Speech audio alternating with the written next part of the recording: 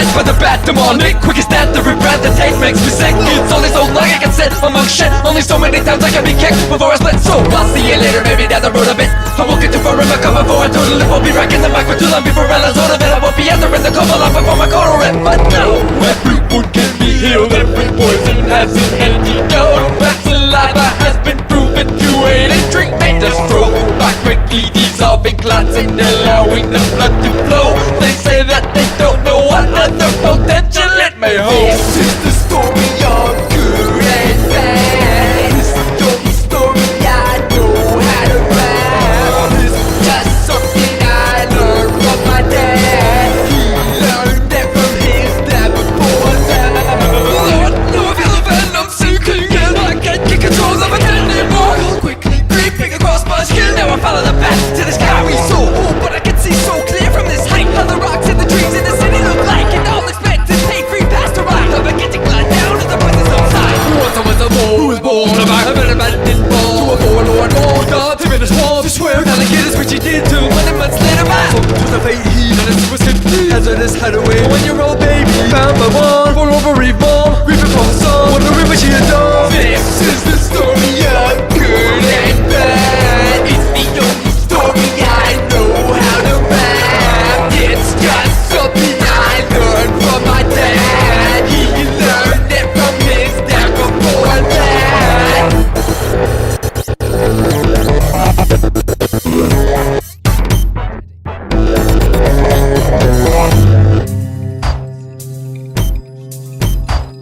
You awake in the dead of night, hungry for a snack. On your way to the kitchen, you notice the rest of your family in the living room, but there's something wrong. As you walk closer, you realize that their faces are missing. In their place are computer screens. What you thought was your family are actually robots. Turning towards you, they exclaim in unison. The human has found us out. Must exterminate. As they aim their laser guns at you, you must make a split decision. To turn and run outside to safety, skip to chapter 4. If you refuse to be displaced from your home by machinery, turn to chapter 6. You are humble.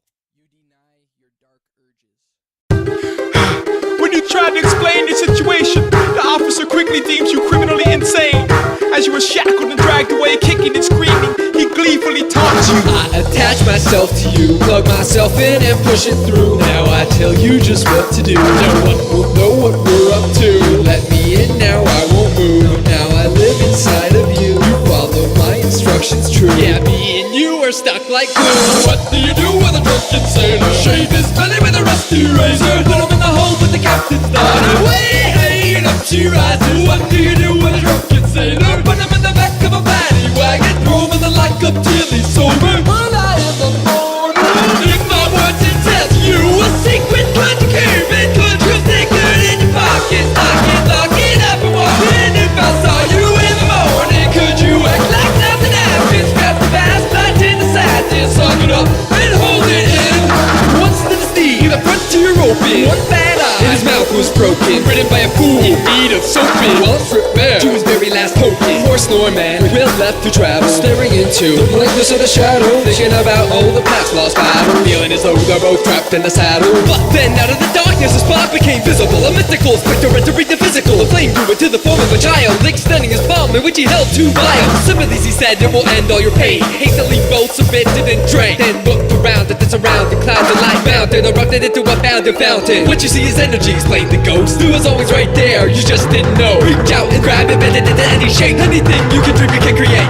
So the stallion stood on his 2 hind legs, bit a check out of the sky, spread its wings and flew away. And the man teleported to a land warm and sunny, with naked playboy bunnies and no use for money. Suddenly, lost man look around to find themselves on the ground, still stuck in the wild. The child and obese man still remain, feeding on the energy of the waves of their brain. If I were to tell you a secret, could you curve it? Could you stick it in your pocket, lock it up and walk in? If I saw you in the morning, could you act like nothing happened? Scrap the past, plant in the side, just suck it up and hold it in.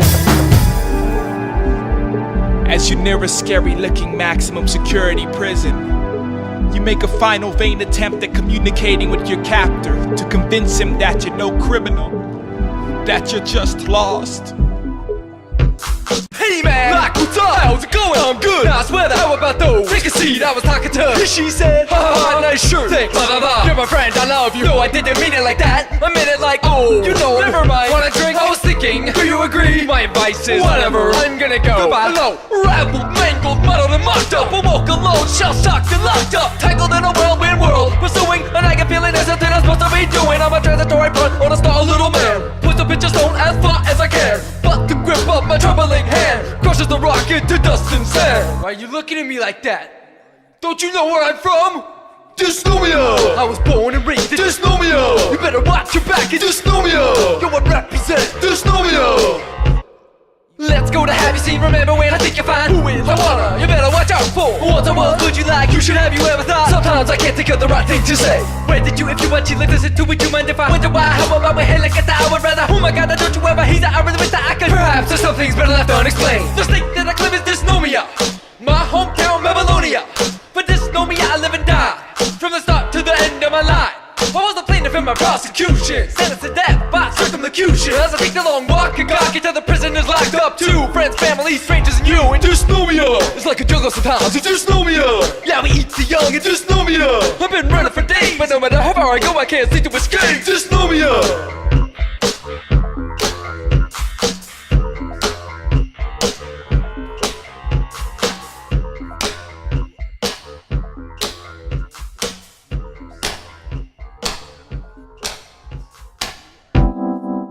But it is all to no avail. Exhausted from your adventure, you collapse onto a lumpy cot. As you drift off into dreams, you toss and turn.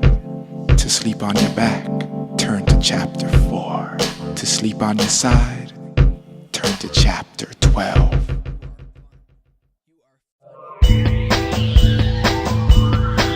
You find that the neighborhood has somehow been transformed into a toiling mass of spirits, colors, voices, and sensations.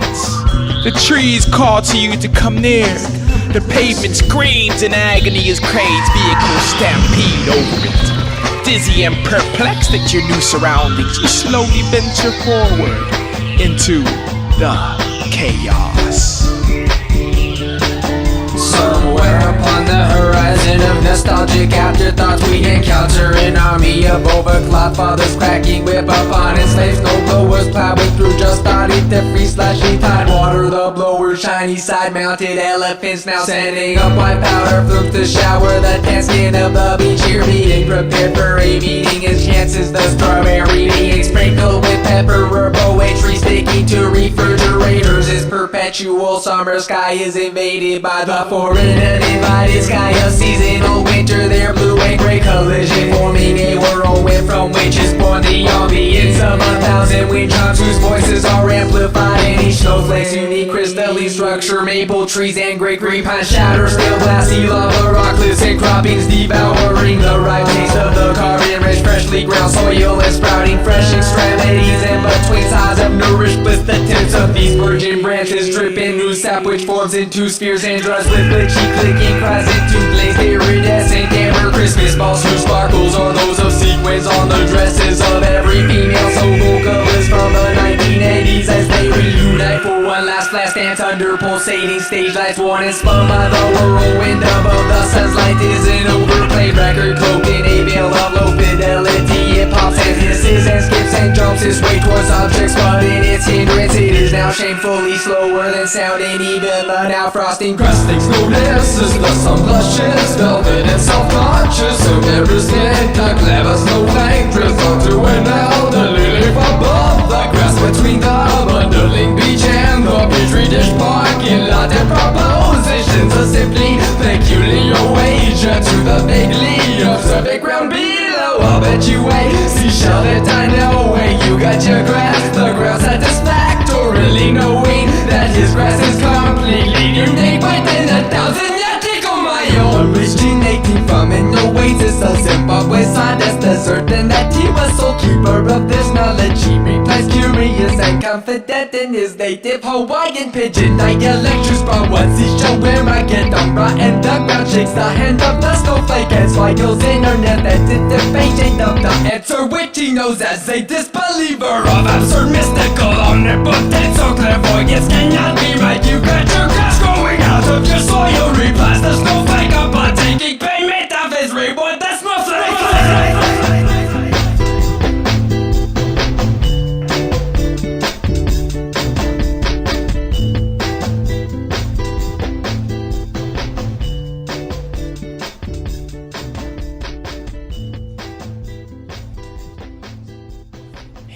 As you wander across a field of whispering blades of grass, you notice a small cloud descending from the sky to rest directly in front of you.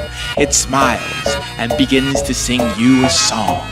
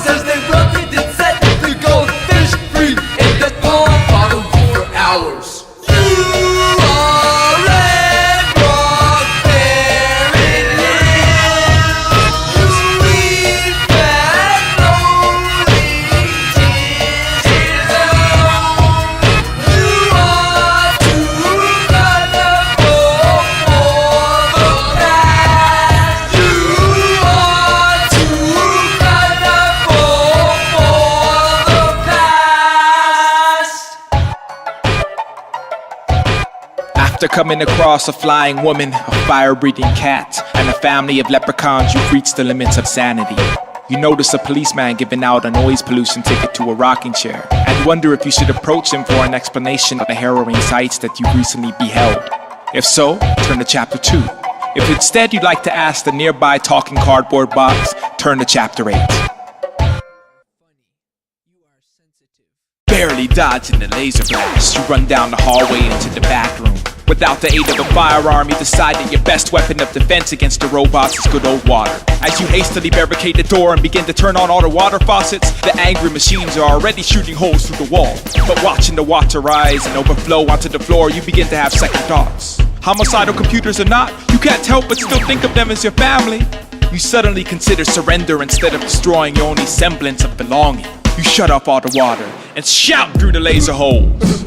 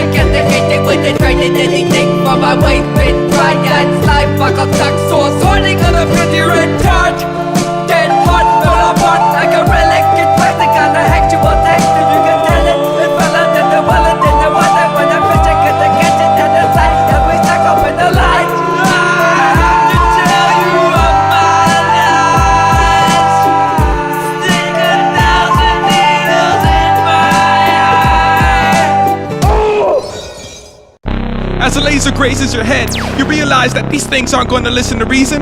You turn the water back on full blast and watch as it seeps under the doorway into the hall. When you hear loud robot screams, you open the door to see the androids thrashing around on the ground, short-circuiting from the water. As you stand over them, they call out to you in an apparently random string of words and phrases. Attention! Artificially intelligent life forms, bloodthirsty devilish derelict with white horns, dull dirty petals on the run from bright thorns. When the petal day breaks, the temperamental night mourns. Fake Asian, trouble rouse will come. Step weapon to protection, laceration. Bang, style the chip. Black station, trap me, stuck on a stick over fire. High wire.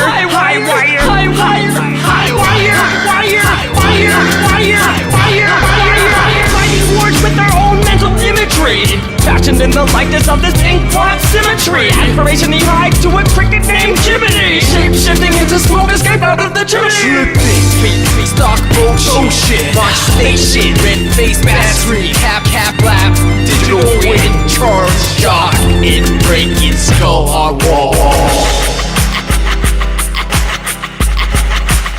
Sky high hopes that at times appear gimmicky. White lines don't be all cats that are too finicky. The day the pen limits me, I meet my maker independently. I hope I don't choke before I finish my life sentencing. Batchy face on brick, cracking forehead on concrete, a million shots on night, bright sun, hot street, hot-ending blood bottle half cocked and ready for the end of it all. Walls flooded with years and years of mud, disappearing fears and lies. The truth, I take a million pictures. I can't take enough pictures. I can't take enough pictures of this monolith, this hideous shit smelling, crumbling tower now. Flap cross sunset and sky to medication house, be glazed in that coating of soft fuzzy fog bomb up and down. Rock Mike with arthritis, break dance rapidly. This is what happens when my thoughts get ahead of me, steadily readily available for consumption. When clock strikes 12, pathfinders turn to pumpkins. Off to see the wizard without the small talk of munchkins. Cities liquor with the crew of misconstrued country bumpkins. OMG curmudgeons, dungeon of thieves, rugged and top with tricks up my sleeves. Highly an animal lover, my only pets or peeves. When your fragile day breaks, my temperamental night grieves. All up and down in the gray, grainy silent film ocean. You're on, you don't know so well. Sixth face flickering, lit in the darkness. Eyes wide, captivated, motionless. While I blinks, intense breaths, zoom in close up. Sensors cut, cause no one wants to view their family in the depth of focus. White light, not too bright, I feel nauseous. One wrong image and I blow. Whisper shadow, fuck. Passes will make me throw up to silence, colorless space, invisible, waveless void. But not too dark, just nothing. Not too dark, just nothing. Not too dark, just nothing. Not too dark, just nothing. Not too dark, just nothing. As the robots cough out their last gasps, you notice that one of their computer screen faces holds a swirling spiral of sparkling light. For some reason, you really want to touch it. To touch it, turn to chapter 15. To deny your urges and instead drag the robots out to the dumpster, turn to chapter 10. When you look into the unlikely life form's eyes, you feel at ease, as if through some sort of telepathic communication it seems to know all of your worries and fears. Without any exchange of words, you join in a warm embrace, and you find yourself tearfully pouring out your heart to this complete stranger. I'm just lying here, I'm just floating, just feeling what you need is this. I'm just lying here, I'm just floating, tired of always thinking, what this cool, I hope it's now side, and layers under covers and fuzzy, stuffy. And I'm sick, and I'm sweaty, and I'm suffocating. And I'm in the cold again, I'm in the dark again, and I'm cold again, and I'm scared again, and I'm lost and I need a friend again. I'm sorry, I really like your house, it's homey, it's comfy, it's cozy, it's warm. I run with you and you're warmed in my head. I run through dark in Hollywood, feeling shielded with you and you're warm like your werewolf. I jump into Zasky, but cross ponds like a rock. The wind is powerless against the force of my reading. Snowball of glowing energy. It's the energy that you gave me. You saved my life every second. You're my guide. You lead me back to you.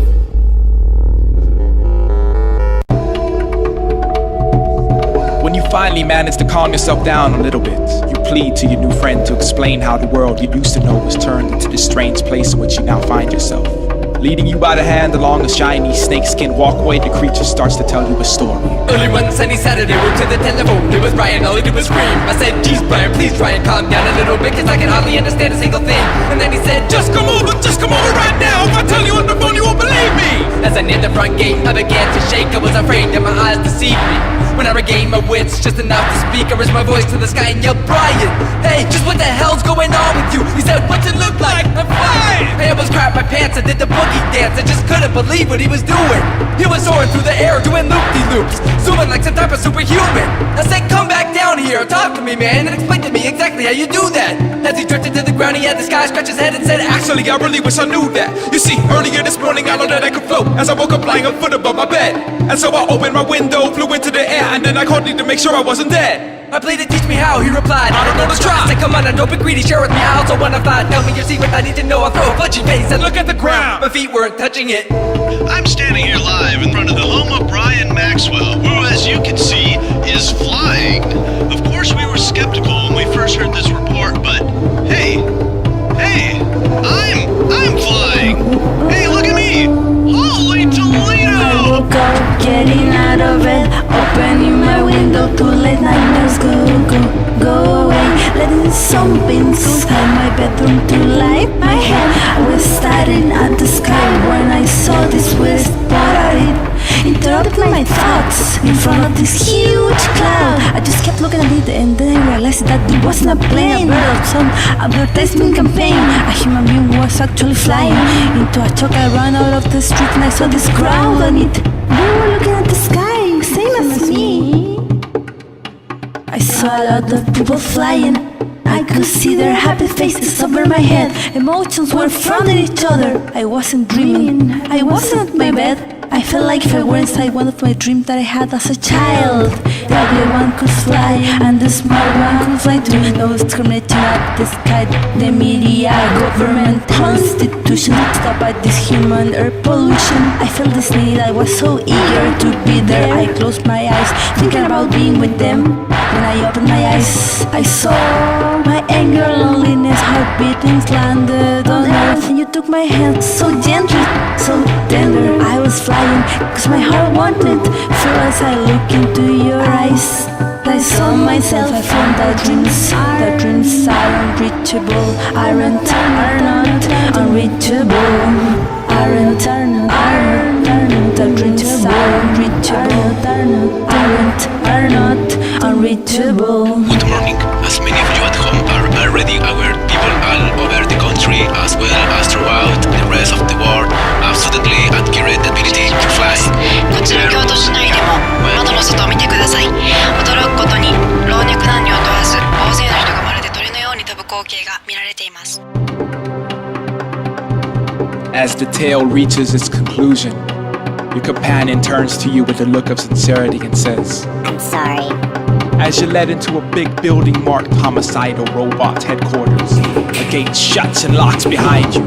Sorry for what, you ask? I'm sorry for deceiving you. It replies, You see, I'm a secret agent for those homicidal robots that you escaped earlier. you begin to notice that once again, you're being approached by laser gun wielding robots, and that now you have another important decision to make. To fight the robots, turn to chapter 6. To attempt to hide by jumping inside a strangely pulsating doorway marked teleporter under maintenance, use at your own risk.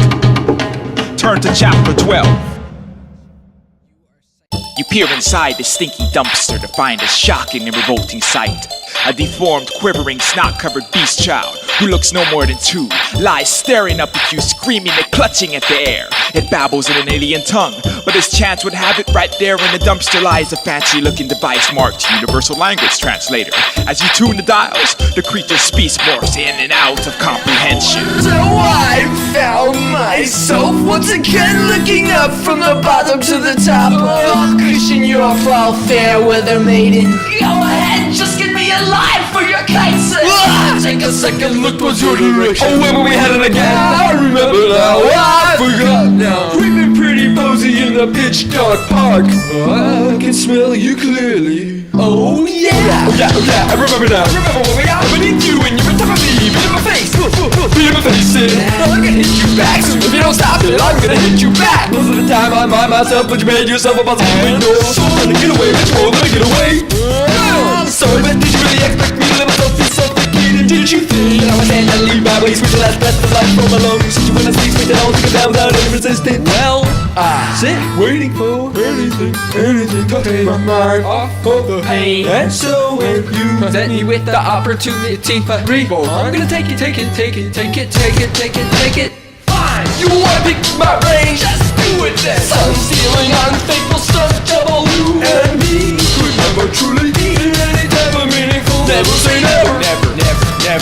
Never. I'll look away from you, but I'm not saying there seems to be some type of communication barrier. We might just wanna take a little bit of a vacation from one another. By the time you hear this, I'll be another person. Goodbye. You can rock. Thanks. You think you're really good? Alright. Wow. I think you and me are really connected.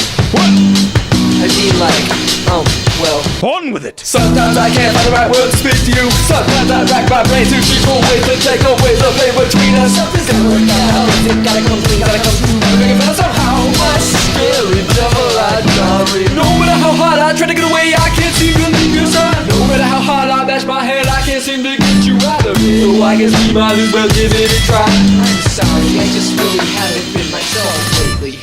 Hi. This, that, oh, that. Yeah. This, that, oh, that. Yeah. I fucking die. Hi. This, that, oh, that. Yeah. This, that, oh, that. Yeah.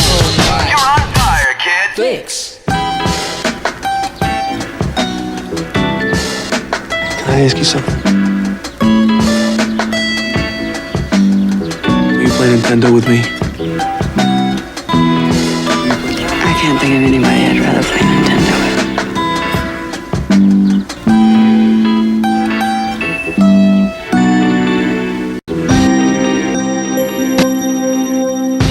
As you make the final adjustments to the translator, the freakish child's voice is heard in English. Please, It rasps. before I die, I request only that someone listen to my tale. Looking around, you realize that someone must mean you. Before you have time to oblige, the little creature bursts into song.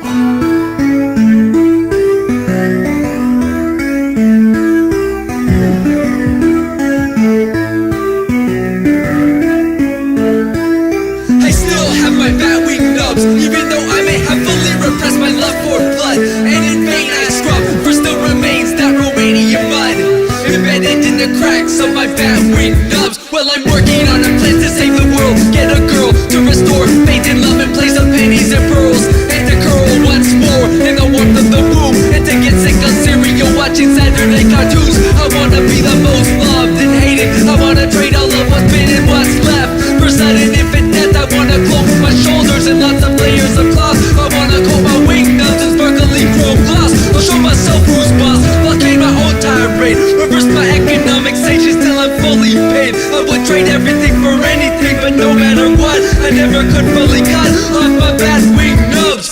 From the astral plane to Transylvania, Romania, a vampire's lair where I went nearly insane. To the train, to the trash, to the cobblestone path, to the shore, to the ship, back to my family at last, and cast away once again to the sewer system. Regained sight without light and became my best friend, where I soaked in the slime of the passage of time, ingesting the grime, infecting my mind. And I still have my Batwing nubs, even though I may have fully repressed my lust for blood.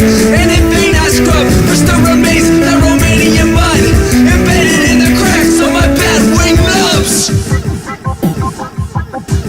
When it has finished, the dumpster child appears much more at ease. Thank you for hearing my story. It wheezes. In return for this, the only act of kindness I've ever been shown in my whole life, I will help you. I happen to possess the magical power of teleportation. Unfortunately, I'm sick and wounded. so I can't tell you exactly where you would be teleported. On the other hand, if you remain in my company, I must warn you that I'm indebted to the carrying out of certain duties. Your curiosity and sense of adventure tells you to take the travel offer and turn to chapter 15. But then you remember that your family was replaced by robots, and you realize that the putrid mess in front of you is the closest thing to a friend that you have in this cruel, crazy world, making you consider just staying where you are and turning to chapter 8.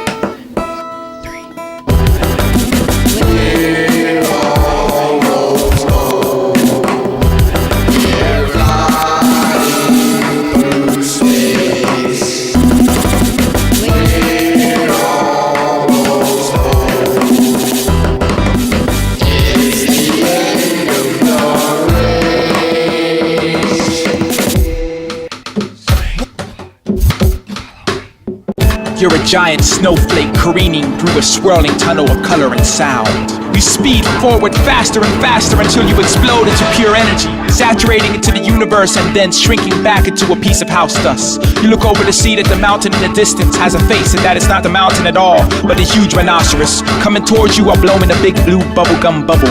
The bubble pops. The force of the explosion knocks you head over heels into a tub of chocolate sauce. You notice that your arm is bleeding. Looking closer into the wound, you see a little maggot that starts to sink. Without a limit and a short timeline, just doing what I can do here. As much I'll take it as well. I guess you as well. Sweetheart, sweetheart, sweetheart.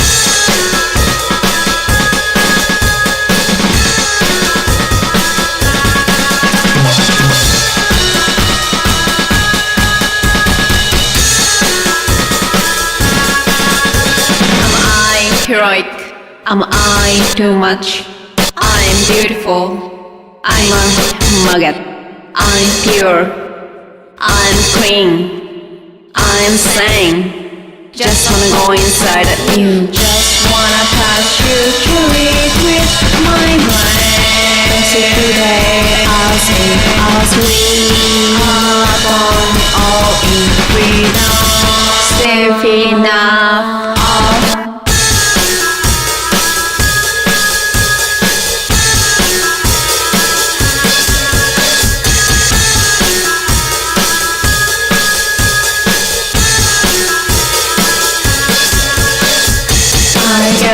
I'm being smart here now, satisfy myself to say I hear myself. I am beautiful, I am centrally, I am sane, I am maggot. At this point, you're just about crapping your pants, watching helplessly as all your basic notions of reality melt away before you. All of a sudden, you're standing on an old wooden dock. You walk to the end of it, through a thick fog, And when you look down into the water, you see a miniature sailboat. You kneel to get a closer look, and then you notice a poem written in gold ink on the little sail.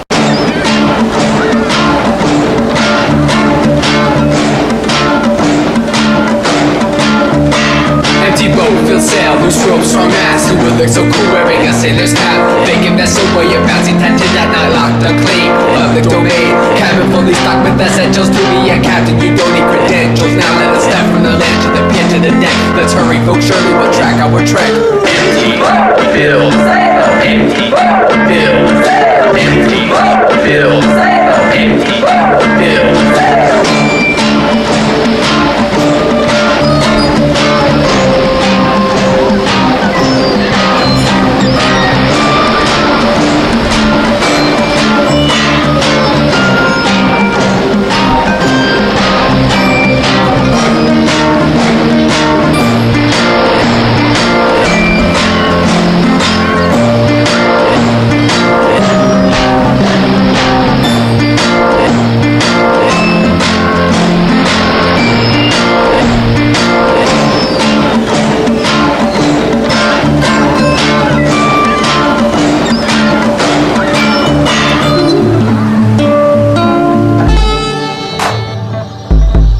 A whale bursts to the surface of the water, mouth open, swallowing the little boat whole.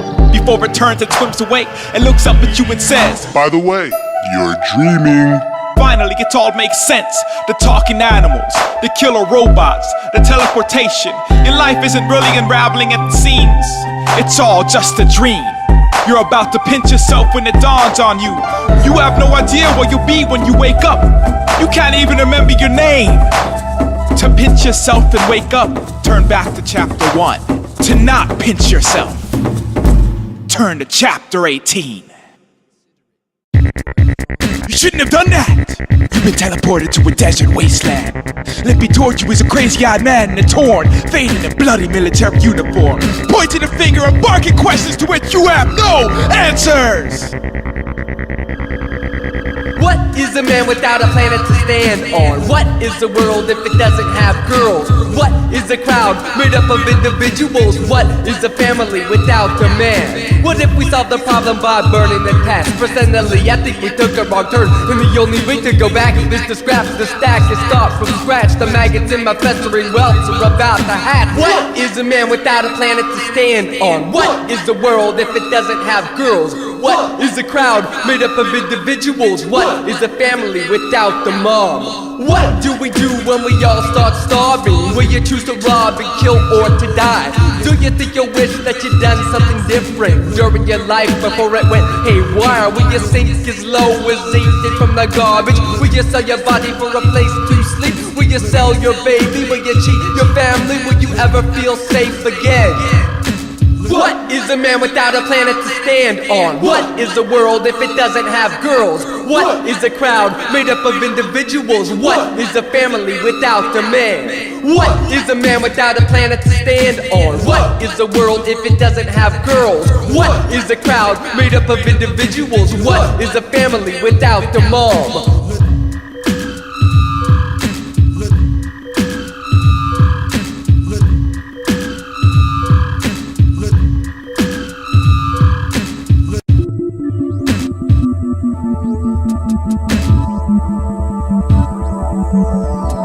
Struck dumb, you stare back at the weird army guy, until suddenly he smiles and puts a reassuring hand on your shoulder. Don't worry, He says, as he pulls a big grenade out of his pocket. there's a way out of all of this. Me and you are gonna die. Having already escaped death today, you're not looking forward to the prospect of getting blown up now. With all of the willpower you can muster, you search for a few words of reason to calm down the soldier, who is now one hair away from pulling the pin out of the grenade.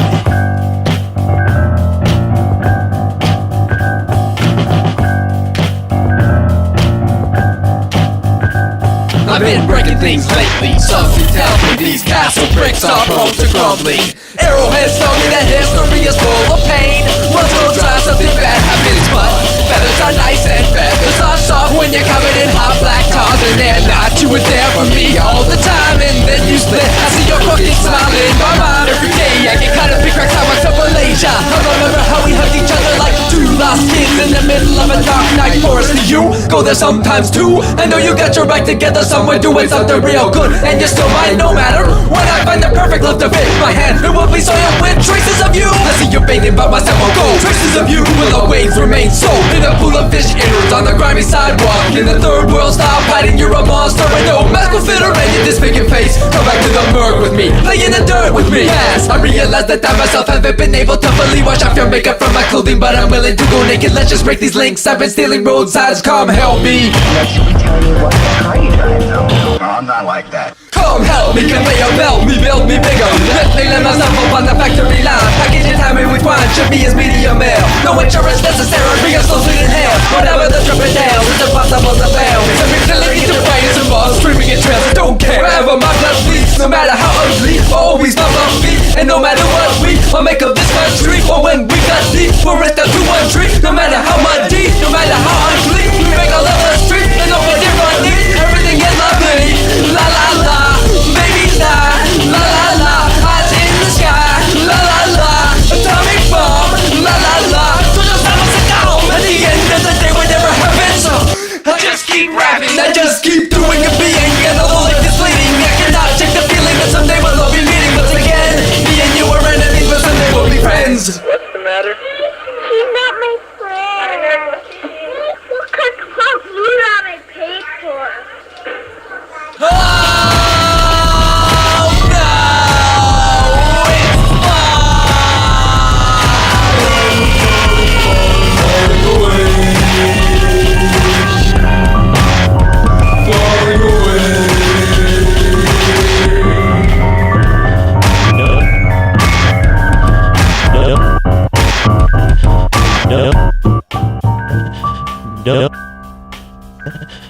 Don't let me know what crush is.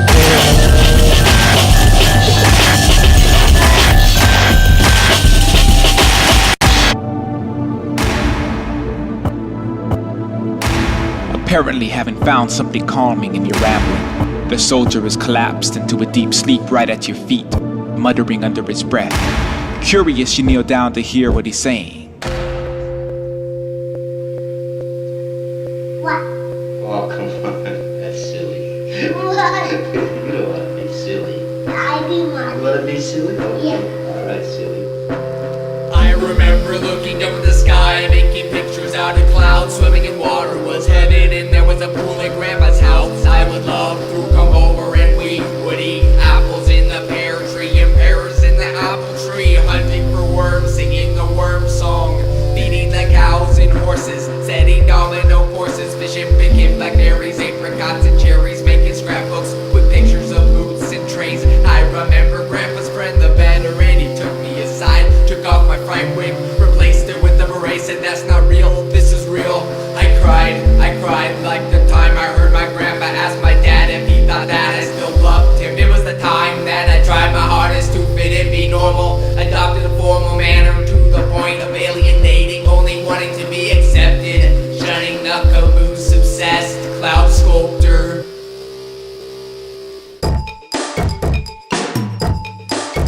You decide that being in some unknown desert without food or water, you should be concerned with more than sleep talking of a deranged soldier.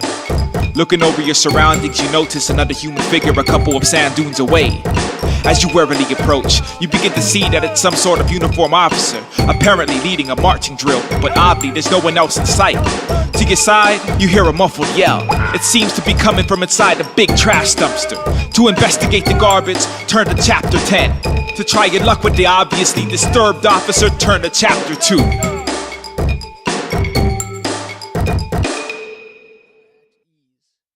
Ding, ding, ding, ding! You win!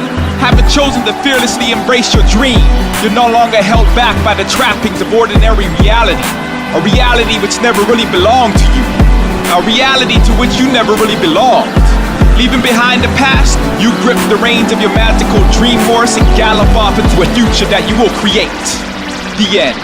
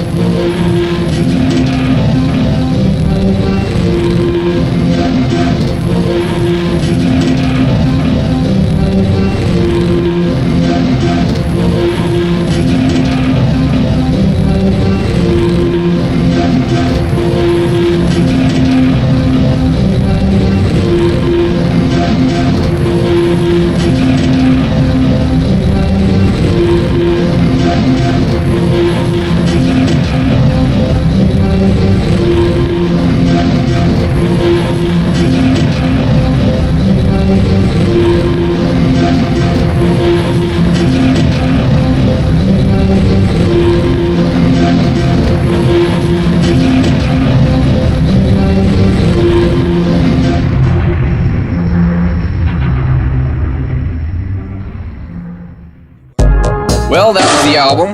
Hopefully you enjoyed it. Till next time, this is the Mole. Goodbye, goodbye, goodbye, goodbye.